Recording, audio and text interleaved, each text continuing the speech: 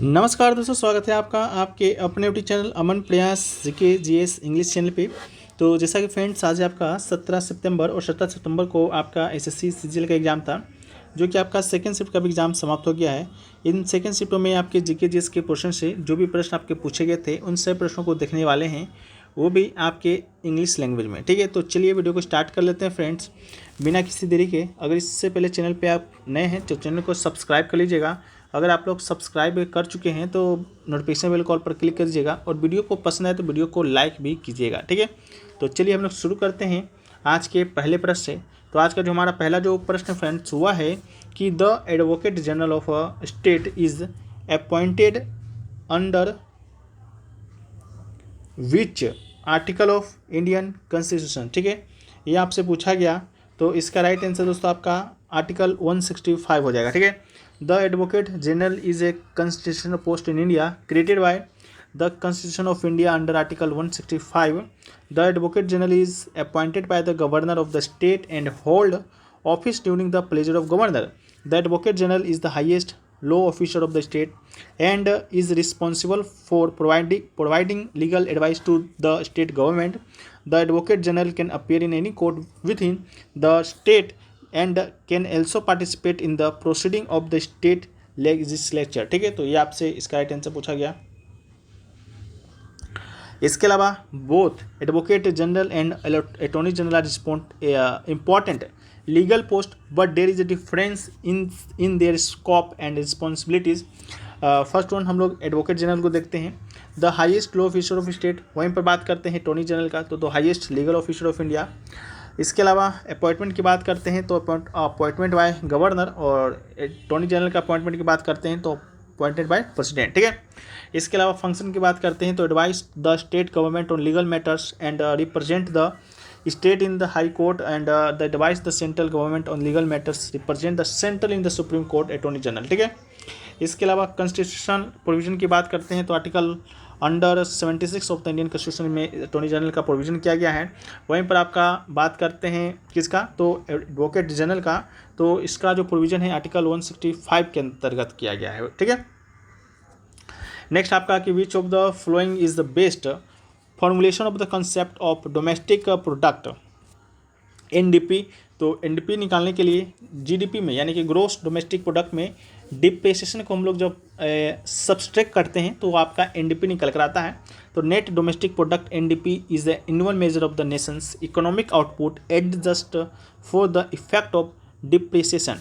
NDP is calculated by subtracting depreciation from gross domestic product GDP, and increased NDP indicates increase in economic health, while a decrease would indicate a slowdown of the country's economy. And the depreciation की बात करते हैं तो depreciation is a measure of the reduced monetary value of assets due to use, wear and tear of obsolescence over time. Gross national income GNI की बात करते हैं is the total amount of money earned by countries, people and businessmen. It is used to measure and take a country wealth from year to year. The number is calculated using the country gross domestic product GDP and income received by award. And हम लोग बात करते हैं net national product NNP का, तो NNP is the monetary value of finished goods and service produced by country citizen abroad and domestically over a given period of time. It is related to gross national product GNP equal to NNP equal to GNP minus depreciation. ठीक है, जब आप NNP निकालते हैं तो GNP में हम लोग डिप्रेसिएशन को घटाते हैं। The total value of country's annual output minus depreciation NNP is often examine on the value basis as a way to measure a nation success. ठीक है, वीडियो में आगे बढ़ते हैं फ्रेंड्स, उससे पहले आपको बता दें कि अगर आप एसएससी सीजीएल का अगर टियर 1 का जो अभी आपका एग्ज़ाम चल रहा है, ठीक है, जैसा कि अभी आपका 6 दिन का एग्ज़ाम है जो कि आपका समाप्त हो जाएगा, अगर आज को मिला दें तो इन 6 दिनों में जो बच्चों के द्वारा जो बताया गया क्वेश्चन, यानी कि मेमोरी बेस्ड क्वेश्चन, लगभग आपको 350 प्रश्न का PDF आपको यहाँ पर मिलने वाला है। ठीक है, अगर आप इसे परचेज करना चाहते हैं तो लिंक डिस्क्रिप्शन में दिया गया है, साथ में हम यहाँ पर व्हाट्सअप नंबर भी दे देते हैं 6299 ठीक है, इसका लिंक भी डिस्क्रिप्शन में मिल जाएगा।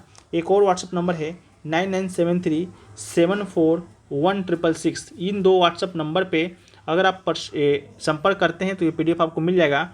मात्र आपको 25 रुपये में 350 प्रश्न विथ एक्स्ट्रा फैक्ट्स, ठीक है, जैसा कि आपको यहाँ पर बताया जा रहा है उसी प्रकार से और भी एक्स्ट्रा फैक्ट्स इसमें ऐड किए जाते हैं अगर आप उस PDF को बाय करते हैं तब, ठीक है।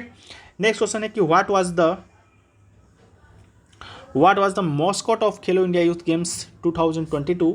तो राइट आंसर होगा आशा, जो कि फीमेल चीता है, एंड मोगली, ठीक है। अगला है Indira Bora and the internationally acclaimed dancer was awarded the Padma Shri in 2020. She is famous for her contribution to which of the following dance style? तो राइट आंसर आपका सतरिया होगा। In 2020, renowned dancer Indira Bora received the Padma Shri honor. She is famous for her contribution to the Satariya dance style, a notable form of Indian classical dance is Satariya. The dance was first developed as a component of Bhauna, which are performances of Ankiya Nath, which were originally one-act play created by Assamese polymath Shankaradev, who lived in the 15th and 16th centuries. Next question है कि who among the following is known as the sarod सम्राट in Indian classical music. तो right answer आपका होगा अमजद अली खां। उस्ताद अमजद अली खां की बात करते हैं तो a legend in the field of sarod playing Ustad Amjad Ali Khan is popularly known as the sarod Samrat. इसके अलावा he is the 6th generation sarod player in his family.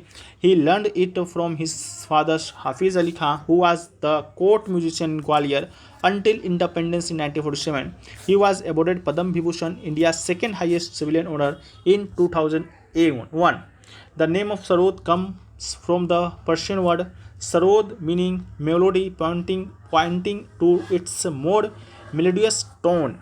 Next question है कि who was awarded the prestigious Maharashtra Vibhushan Award for year 2002? तो इसका right answer होगा Bhimsen Joshi. Bhimsen Joshi was awarded the Maharashtra Bhushan Award in the year 2002. Maharashtra Bhushan is the highest award given by the government of Maharashtra, ठीक है। इसके अलावा here is the list of the some prominent awards। 1996 में PL Deshpande को literature में, 1997 को लता मंगेशकर को arts music में, 1999 को विजय भटाकर को साइंस में, 2001 को सचिन तेंदुलकर को स्पोर्ट्स में, 2002 को आपका भीमसेन जोशी को आर्ट्स एंड म्यूजिक में, 2004 में बाबा अमते को, 2006 में रतन टाटा को, 2010 में जयंत नारिलकर को, 2015 में बलवंत मोरेश्वर पुरंदरे को, 2021 में आपका आशा भोसले को, 22 में अप्पा साहेब धर्माधिकारी को, 23 में आपका अशोक सराफ को, 24 में आपका प्रदीप महाजन को, ठीक है। नेक्स्ट क्वेश्चन है कि Khajuraho dance festival is celebrated in which state of India. तो राइट आंसर होगा मध्य प्रदेश, ठीक है। खजुराहो जो डांस फेस्टिवल है is organised by the Madhya Pradesh कला परिषद। It is a big long festival of classical dance held annually next to the Khajuraho temple in Chhatarpur district. The festival is held in February from 20 to 26. The festival highlights the richness of Indian classical dance styles such as Kathak, Bharatanatyam, Odissi, Kuchipudi, etc. Modern Indian dance has been added recently. The dance is performed in an open auditorium, usually in the front for the Chitragupta temple dedicated to the sun god, ठीक है। Festival of Nagaland की बात करते हैं तो hornbill, मेमकुट, सेंक्रेनी, along, इसके अलावा मोशिमोंग। Festival of Kerala की बात करते हैं Onam, Thrissur Pooram, Attukal Pongal, Vishu festival, Makara Vilakku. Festival of Tamil Nadu की बात करते हैं तो Pongal, Thiruvarur festival, Thaipusam, Natyanjali dance festival, Mahamaham. Next question है कि which country has the largest Hindu population outside India, ठीक है, आउटसाइड इंडिया। तो इसका जो राइट आंसर होगा वो आपका हो जाएगा Nepal. Nepal has the largest Hindu population outside India. The number of followers of Hinduism in Nepal is around 28.6 million. After this are about 30.79 million Hindus in Bangladesh, ठीक है। तो ये पूछा गया। इसके अलावा और क्या क्वेश्चन पूछे गए उसको भी देख लेते हैं। तो एक आपका पूछा गया था C6H12O6 में परसेंटेज ऑफ कार्बन का नाम पूछा गया था। तो इसमें आपका 40%, ठीक है, 40% क्या है, तो 40% दोस्तों आपका क्या है, तो आपका कार्बन है। इसके अलावा क्वेश्चन पूछा गया आपका कि नवंबर 2020 में आपका टीबी मुक्त के लिए, आपका ट्यूबरकुलोसिस के लिए ब्रांड एम्बेसडर किसे नियुक्त किया गया था, तो ये नियुक्त किया गया था, किसे किया गया था, दीपा मलिक को किया गया था। ठीक है, बाकी के जो क्वेश्चन छूट गए होंगे उसको हम पीडीएफ में देंगे, पीडीएफ टेलीग्राम पे मिल जाएगा, लिंक डिस्क्रिप्शन में दिया गया है, जाकर ज्वाइन हो जाएगा। मिलते हैं हम नेक्स्ट वीडियो में, जब तक ये जय हिंद फ्रेंड्स, वंदे